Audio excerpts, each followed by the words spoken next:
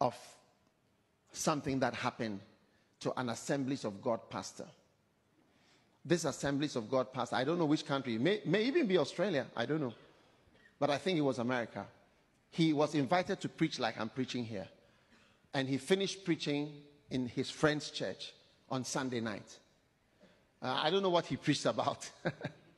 But on Sunday evening, when he got into his hotel room and closed the door, Jesus appeared to him in the room. And you know what Jesus said? Jesus said, follow me, follow me. I want to show you something. So Jesus took him down into hell. Now, this Assemblies of God pastor was amazed when he saw hell. People wailing, screaming, shouting, dying, crying, weeping. Help me. People suffering. I hear there's a special place for those who don't believe in God and for those who don't believe in the devil. The devil says he likes to have them, those who didn't believe that he is real.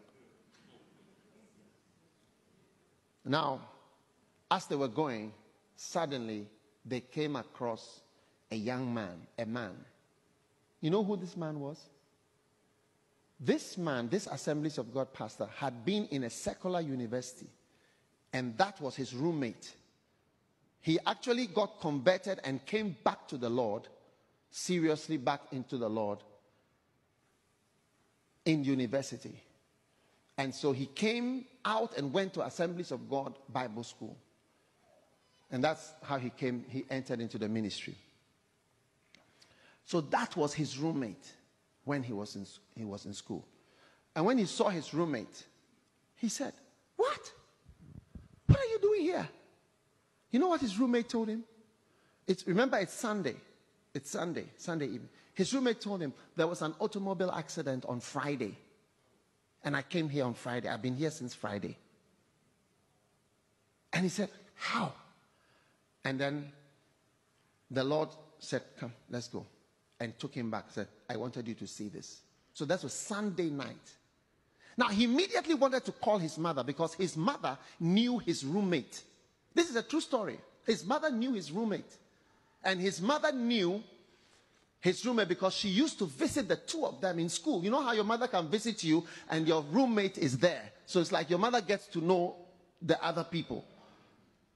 So it was so late on Sunday night that he couldn't call his mother. So he decided to call his mom on Monday. So Monday he called his mom. "Mommy, how are you?" "All right, fine." He was just talking. Then suddenly she said, "Have you heard?" "No, heard what?" "You know, your roommate, there was a terrible car crash on Friday." He started to shake. His mother told him, said there was a crash on Friday, and he had been in hell on Sunday and met this boy, this guy, there. And this man said to her, "I came here on Friday. There was an accident. I came here on Friday." He was shaken. And the Lord was showing him. I said, "I don't know what you are preaching about, but I want you to preach about the right thing. Hell is real. There's a real place where people who die and don't know God go straight into. I don't know what the rich man did that made him go straight into hell. But I know he didn't know God. And he was arguing all the time. And he argued even when he was in hell. And tonight I tell you, I don't know who you are, but I want to speak to people who call themselves believers. Christianity is not just a song. It's not just about singing nice songs about how God has loved us. If you knew the cure to cancer and you kept it to yourself, we would only call you a wicked person.